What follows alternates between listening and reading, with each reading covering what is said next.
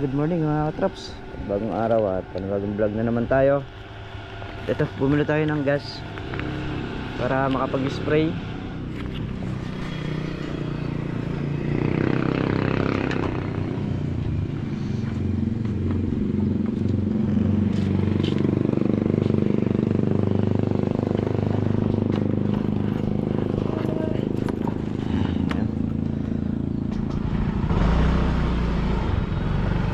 Masingitan natin. Pataba hindi pa kasi umulan na naman kahapon.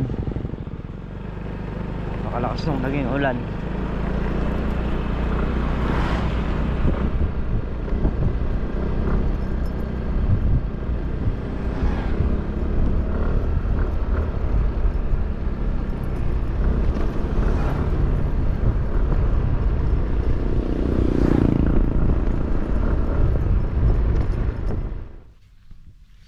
Trops, tayo mag-spray muna ng kalamansi.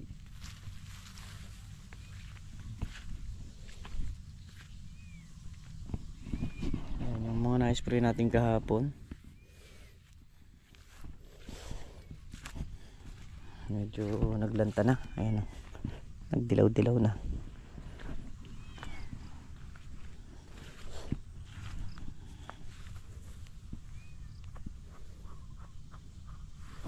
Magulang na rin yung dahon ng mga kalamansi ko.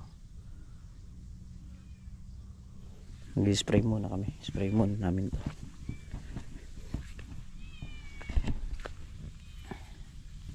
Hindi pa tayo nakakasabog ng ano rito, pataba. Dahil nag-ulan-ulan na naman kagabi.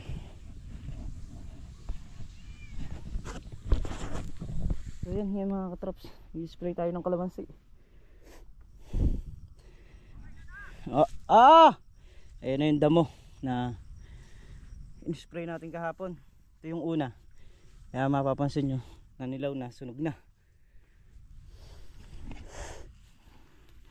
So ngayon, kalamansi naman ang spray natin.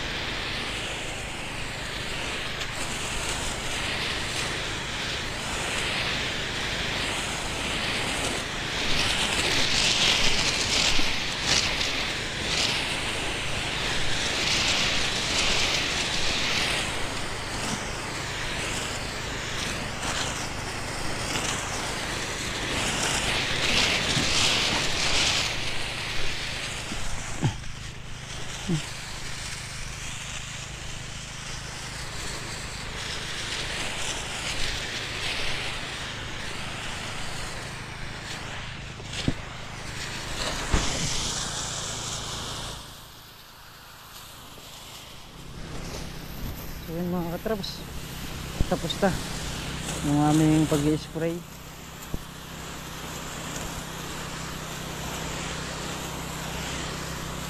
Sa umaga nakakasingit tayo ng panahon. Lang sa gabi umuulan, kaya hindi pa tayo makasabog. Pero pagbigyan lang ako nito, mga ilang araw lang.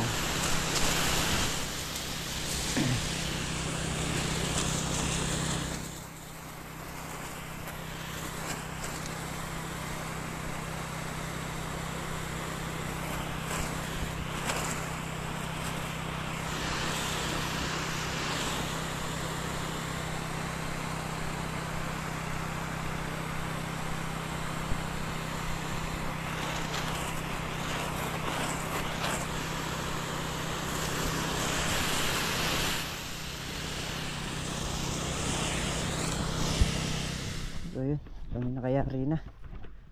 So yun yung pampainit sa mga sanga nya, yung in-spray natin ngayong araw. Papuputukin natin yung mga so may kilikili nya. So yan, maglalabas na rin ng bulaklak nya dyan bago natin sabugan pagka humulma na.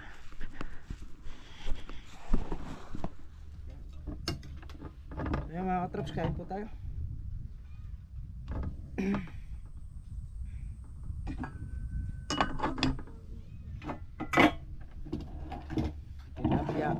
dito sa ano. Ito yung pakbet. Kabilis daw, pag alis mo nag-spray na kami. Ano po? Parang karo, late register. Late register. Napakarga mo sa ayos ang kinuha ngayon. Hindi makapasok ang motor doon. Hinila ni Robin yung gulay nila doon. Puno yung karton. Nung gulay ang palaya. Palaya. Opo. Pati yung siya. Chola. Sarap yung lamig na. Okra. Na. Tamis-tamis. Alin? Ano sa nising ramen. Sarap nun. So yung mga katraps, kahapon ng hapon umulan na naman nga ng napakalakas. Check lang natin yung mga in-spray natin dito kung okay na.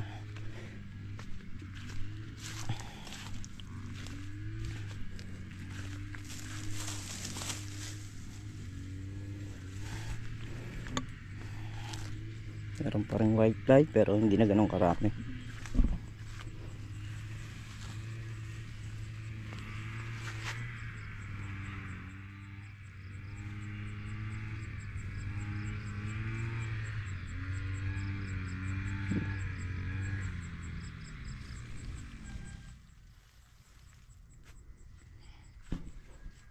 Ito namang damo sa baba, ayan na, madilaw na kahit na naulan. Talagang dahil maganda yung gamot kaya dire-diretso na yung pagpatay ng damo.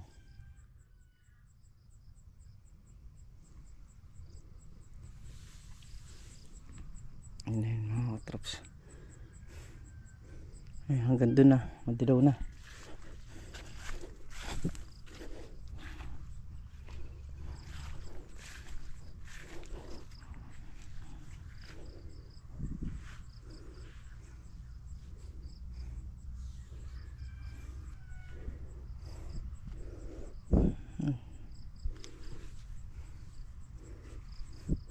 Yung dahon, ayan, mabilis gumulang dahil nga sa mga gamit nating gamot.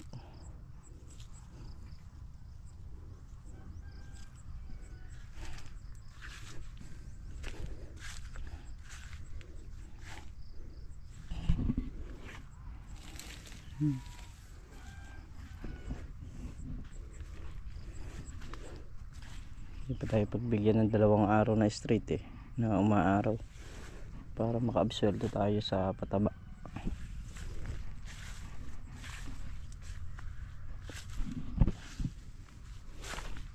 Si Meltong Vlog ay nag-grass cutter na rin yung nasibak na grass cutter kahapon okay na.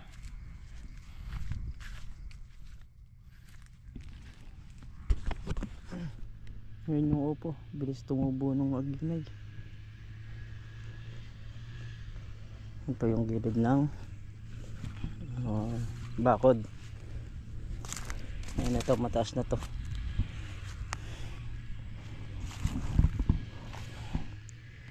Yung poste kaya lang itong kabila pinakalalim nila ng gusto. Grabe lalim. Yun sa baba. Malalim yun mga katraps. Binawasan nila ng lupa, talagang sagad-sagaran. Kaya ang duda ko nito, pagka nag-uulan yung lupa nito matitibag din dito. So yung mga talahib na nandito sa gilid, okay lang na tumutubo sila para hindi ganong magdaglag ng lupa.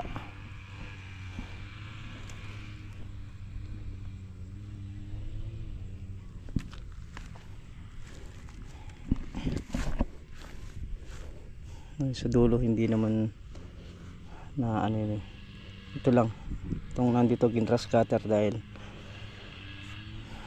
tuyo na rin yung talahib gawa nga nung na-spray.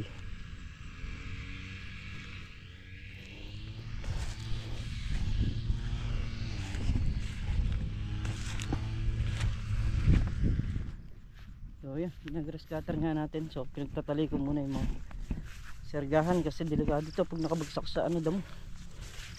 Pag ito naputol, hindi mo alam kung saan sa katawan mo tatama. Yan yung kaya nga diba lang matagal yung trabaho, sigurado lang. Ayan, mga alambre. Hindi pwede sa akin yan, kaya kailangan tinali ko muna. Ito, kagaya nito. Ayan, nag-grass cutter ka dyan, tapos mag-grass cutter mo. Oh, hindi naman yun saka ka manghihinayang pagka tinamaan ka na.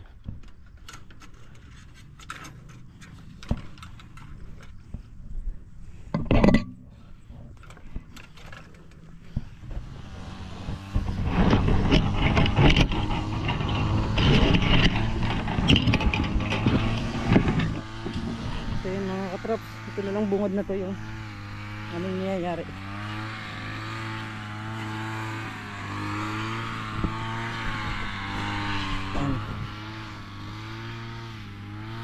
Daming tansi. Ayan na, palo-palo po to. Pupuno eh. Bira na tayo.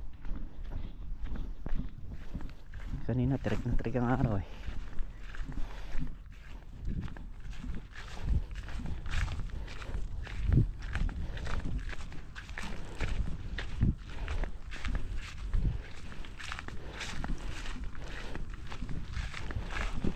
Mga katraps, tanggal tayo ng tansi. Ayan o, ayan pa o. Mga tansi na pumapalupot dito sa ano, sa talim. Ay.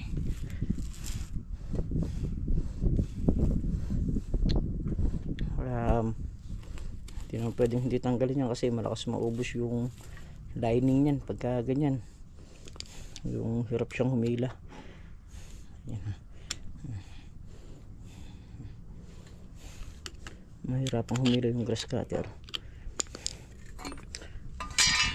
kaya kailangan tatanggalin talaga yung talim pagka pupuno ng ano eh, tansi eh.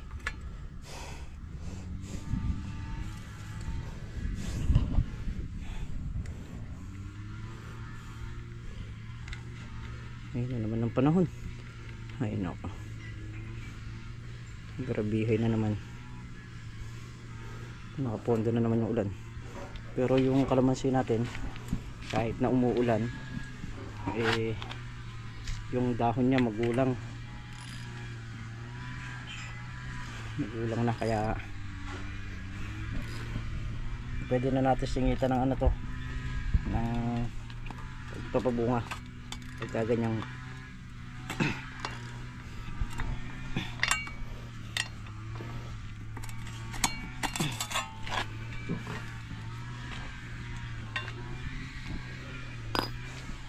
ano. Dun sa pinang-spray nga natin kahapon sa ano, isang araw, meron siyang pampagulang ng dahon. So ayan siya, yun yung mga Taiwanese. Ayan. Okay. Kaya kung titignan mo rito, magulang na yung dahon.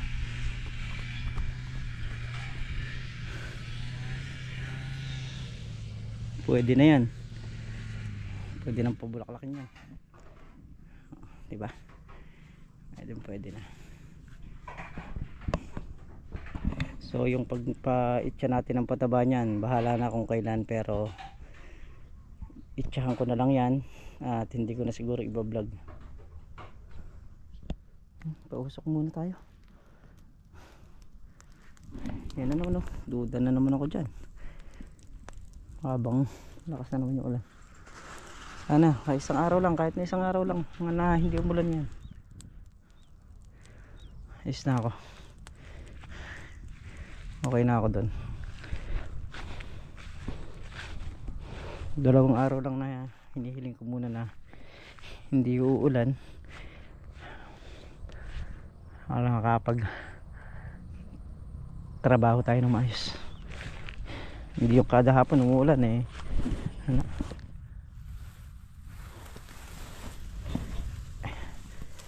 Yung mga tansi.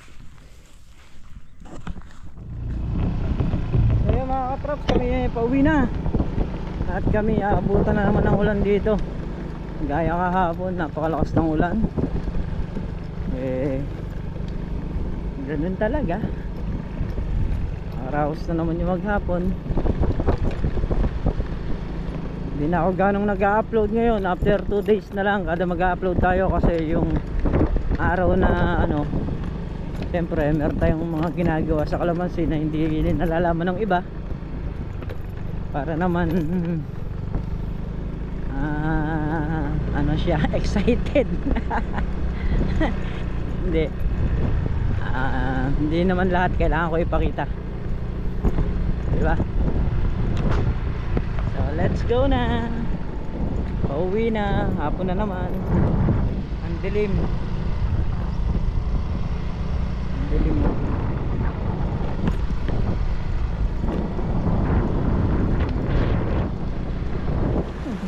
Ang lakas ng ulan mga katrop. Ayan. Sakto lang nakauwi. Bumayo ang ulan. Diba? Uy, kidlat.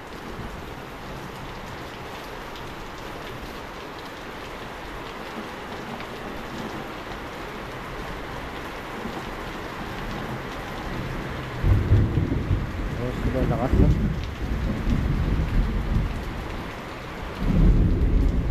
Tapos wala pang kuryente. Brown out. Dahil nga dun sa pagkidlat-kidlat na malalakas.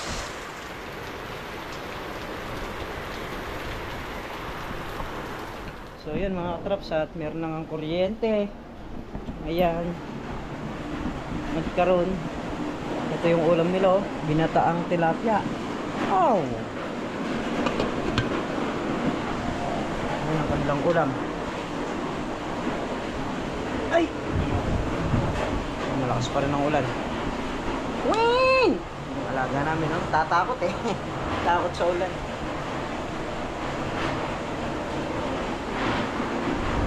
So yan mga trops, at muli po maraming salamat po sa inyong lahat sa walang sawang suporta ninyo. Pagmamahal nyo sa channel namin. Ayan, ingat po kayo palagi mga trops. Sanan po kayo natuloy. Bye-bye po sa lahat.